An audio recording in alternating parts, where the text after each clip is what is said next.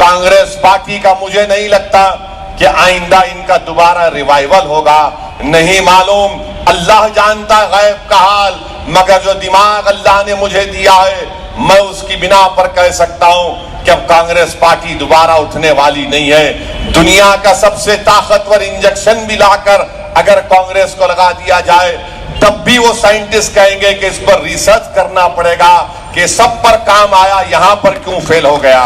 तो मेरे भाई ये बात समझिए, और जो लोग मजलिस को फिरका परस्त कहते हैं, मुझे तुम्हारे इल्जाम तराशी की फिक्र नहीं है, मगर तुम मेरे सवाल का जवाब दो कि जब हिंदुस्तान की पार्लियामेंट लोकसभा में अनलॉफुल एक्टिविटीज प्रिवेंशन एक्ट का बिल पास किया जा रहा था, उस वक्त ये मनहूस कानून को भी कांग्रेस ने बनाया था, ये मनहूस कानून को भी कांग्रेस ने बनाया था।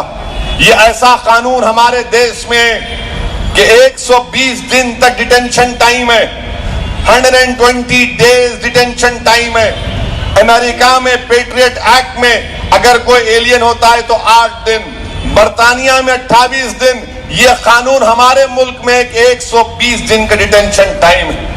इसको बीजेपी ने और इसमें सख्ती पैदा की, गंदगी पैदा की, यानी दिल्ली में बैठकर कोई एक लिस्ट जारी कर देगा जिसमें जैद बकर का नाम होगा और कहा जाएगा कि टेररिज्म की लिस्ट में इसका नाम आ गया।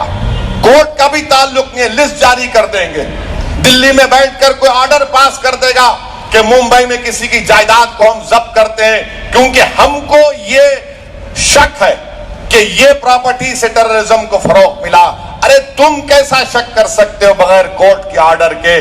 जब ये पार्लियामेंट में बिल लाया गया, मैंने तरमीमात पेश किए, हिंदुस्तान की पार्लियामेंट में सिर्फ 4 एमपीज इस कानून की मुखालिफत किए, जिसमें मजलिस के 2 एमपी थे और कोई कम्युनिस्ट पार्टी के थे। बताइए, कांग्रेस पार्टी ने इस बिल की तायीद की। और मैंने जब पार्लियामेंट में अपनी तकरीर में कहा कि मैं अल्लाह से दुआ करता हूं कि तुम्हारा कोई खद्दावर गायद इस कानून के तहत जेल में जाकर 10-12 साल सड़े, तब तुमको मालूम होगा यह कानून क्या है। तो कांग्रेस वाले चराग पा हो गए, बड़ी तकलीफ उनको हुई और मेरे खिलाफ खड़े होकर ये कहा कि आप कैसे कह सकते हैं। मैंने कहा सबके बारे में कहता हूं, तुम कौन सी चीज हो, बताओ। आप इस तरह का कानून जब बनाया गया कहां थे आप, तायीद कर रहे थे? ये अनलॉफुल एक्टिविटीज प्रिवेंशन एक्ट किसके खिलाफ इस्तेमाल होगा? इसकी तारीख गवाह है। एक राजस्थान में कश्मीर का बच्चा पकड़े गया था झूठे टेररिज्म के केस में, 11 साल जेल में रहा। 11 साल के बाद रिहा होकर जब कश्मीर को गया तो मीडिया ने तस्वीर छापी कि अपनी मां की खबर पर जाकर अपनी मां की खबर को लपेट कर रोता है कि अम्मा मेरा घर खाली है, तू मेरा इस्तकबाल करने के लिए नहीं है, मैं 11 साल के बाद अपने घर को आया हूं। कितनों की मिसाल आपके सामने रखूं मैं। और बार बार ये लोग आकर मजलिस पर इल्जाम कि हम फिरका परस्त है। अरे हम फिरका परस्त ना है, ना थे, ना कभी रहेंगे।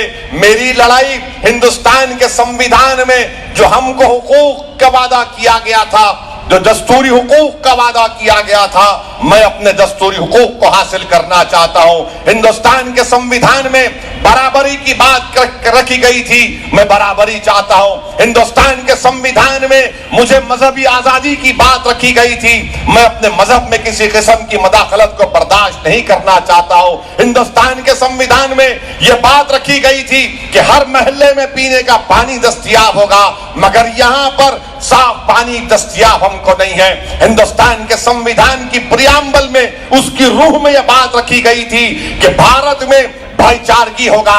कहां है भाईचारगी, मुझे बताओ। अरे जब नाम पूछकर मारा जाता है तो कहां गई भाईचारगी? मेरी लड़ाई हुकूक की लड़ाई है, मजलिस की लड़ाई हुकूक की लड़ाई है। मजलिस चाहती है कि हमको हिंदुस्तान की पार्लियामानी जमहूरियत में इंसाफ मिले। अगर कोई आकर मुझसे ये कहेगा कि सेकुलरिज्म की बात मुझसे कहेगा तो मैं उनसे पूछना चाहता हूं, कहेगा सेकुलरिज्म?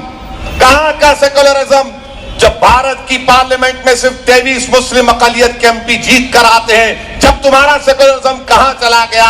अरे याद रखो, सिर्फ वोट डालने से सेकुलरिज्म जिंदा नहीं होता, वोट डालना भी है और آپ کے پارٹی کے نمائندے کو ڈالنا، یہ سیکولرزم کی کامیابی ہے۔ اورنگ آباد میں مجلس اتحاد المسلمین نے 30 سال کے شیو سینا کے ایم پی کو ہرایا۔ بتائیے آپ کہ آج ہم پر الزام لگاتے ہیں کہ ہم نے فرقہ پرستی کرتے ہیں یا ووٹ کاٹتے ہیں۔ 30 سال کا شیو سینا کا ایم پی اورنگ آباد میں، سب لوگ مجھ پر تنقید کیے کہ آپ کیا حماقت کر رہے ہیں، پورے ہندوستان میں، پورے مہاراشٹرا میں بی جے پی اور مودی کی طوفان اور آندھی چل رہا ہے۔ تو میں نے ان سے کہا آزاد، میں آپ کی بڑی عزت کرتا ہوں، آپ کہہ رہے ہیں کہ میں حماقت کر رہا ہوں، میں حماقت نہیں کر رہا ہوں بلکہ میں پولیٹیکل سوسائڈ کر رہا ہوں۔ وہ بولے کیا کہہ رہے ہو؟ میں نے کہا ہاں، جسمانی خودکشی تو حرام ہے مگر سیاسی خودکشی تو حلال ہے۔ اور میں نے کہا میں خودکشی کرنے جا رہا ہوں سیاسی طور پر۔ بولے کیسے؟ ہم نے کہا کہ ہم نے خواب دیکھا ہے اور ہم ہی ہرا سکتے شیو سینا کو اورنگ آباد سے، اور اللہ نے دیکھا اورنگ آباد کی عوام متحد ہوئی۔ اور کیسے متحد ہوئی؟ پہلے اپنے دل و دماغ سے اس کانگریس کی جراثیم کو نکال دیا، ہمیشہ کے لیے کانگریس کے جراثیم کو نکالا، اور کہا کہ ہم میں اعتماد پیدا کیا، اور کہا کہ ہم اپنی پارٹی کو ووٹ ڈالیں گے، اور امتیاز جلیل کو کامیابی سے ہمکنار کیا۔ میرے عزیز دوستوں اور بزرگوں، یہ کام آپ یہاں پر بھی کر سکتے ہیں، اور ہو سکتا ہے یہ پاسبل ہے۔ آپ سے صرف یہی گزارش کرنے آیا ہوں کہ خواب دیکھو آپ، اور اس خواب کو پورا کرنے کے لیے جد و جہد کرنا پڑے گا۔ جب ہماری نیتوں میں اخلاص ہوگا تو غیب سے قدرت ہماری مدد کرے گی۔ جس دن ہماری نیتوں میں اخلاص ختم ہو جائے گا، ہم کو کہیں پر بھی کامیابی نہیں مل سکتی۔ مجلس نے کام کیا، اور اورنگ آباد میں جب شیو سینا کے صدر ادھو ٹھاکرے اورنگ آباد کو 2 دن پہلے گئے تو کسی نے مجھے ان کی تقریر کے بارے میں بتایا کہ ادھو ٹھاکرے نے اپنی تقریر میں کہا کہ ایک ہرے جھنڈے کی پارٹی آئی ہے، اس کو یہاں سے اکھاڑ کر پھینک دو، اس کو یہاں سے اکھاڑ کر پھینک دو۔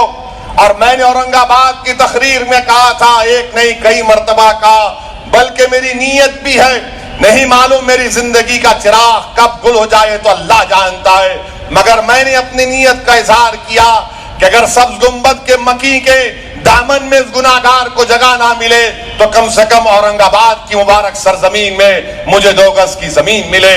تو اس پر ادھو ٹھاکرے نے کہا کہ یہ گندا ہے، اس کو یہاں پر زمین نہیں ملنا چاہیے۔ ہم بتانا چاہتے ہیں ادھو ٹھاکرے کو کہ سنو ادھو ٹھاکرے، ہم نے اورنگ آباد میں اپنا جھنڈا گاڑا ہے، اب انشاءاللہ تعالی ممبا دیوی میں تمہارے کینڈیڈیٹ کو ہرا کر یہاں پر مجلس کا جھنڈا گاڑیں گے، آپ نہیں روک سکتے۔ اور شیو سینا کو ہرے سے اتنی تکلیف کیوں ہے؟ آپ تو آرے فارس کو روکنا چاہ رہے، نہ اس کے جھاڑوں کو کاٹنے سے۔ وہ کیا ہرا ہے یا لال ہے؟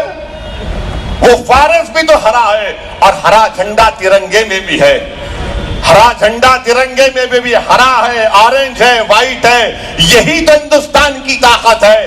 مگر ان کو لگتا ہے کہ ہندوستان کو، اس خوبصورت ملک کو ایک ہی رنگ میں رنگ دیا جائے، ایک ہی مذہب کو یہاں پر برتری حاصل ہو، ایک ہی زبان کو فوقیت حاصل ہو، ایک ہی تہذیب پر چلے۔ نہیں، یہ ہندوستان کا نقصان ہوگا اگر ایک مذہب، ایک سیاسی پارٹی، ایک تہذیب کا تسلط یہاں پر ہو جائے گا۔ مجلس یہی چاہتی ہے کہ اس خوبصورتی کو برقرار رکھا جائے۔ ہماری خوبصورتی کیا ہے؟ تہذیب میں ہے، زبان میں ہے، مذاہب میں ہے، اور ہندوستان دنیا کا واحد ملک ہے جہاں پر یہ ملک کسی مذہب کو نہیں مانتا، یہ تمام مذاہب کی عزت کرتا ہے۔ مگر شیو سینا اور بی جے پی بار بار اس کو ہندو راشٹر کی بات کرتے ہیں، اور شیو سینا کے صدر نے یہ کہا کہ ہم امت شاہ سے بولتے ہیں کہ ہندوستان میں یونیفارم سول کوڈ کو لایا جائے۔ ہم ادھو ٹھاکرے سے پوچھنا چاہتے ہیں یونیفارم سول کوڈ کے معنی کیا ہیں؟ ذرا لکھ دو، کل سامنا اخبار میں چیلنج کر رہا ہوں، چھوڑ دیجئے یہ بڑا پٹاخہ ہے، وہ چھوٹے ہیں۔ یونیفارم سول کوڈ کے معنی لکھ دو آپ کل اپنے اخبار میں، کالا کر دو اخبار کو۔ ارے یونیفارم سول کوڈ کیا ہے؟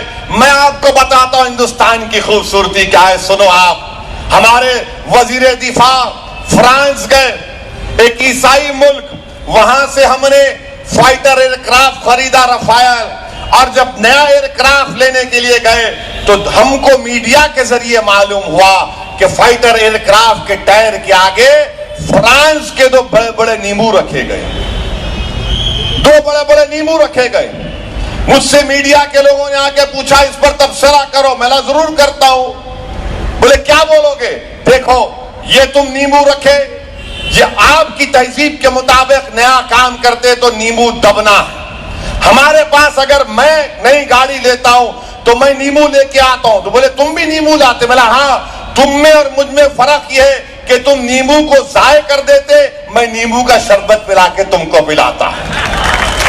ये कल्चर है, तहजीब है, इसी को प्रोटेक्ट करना है।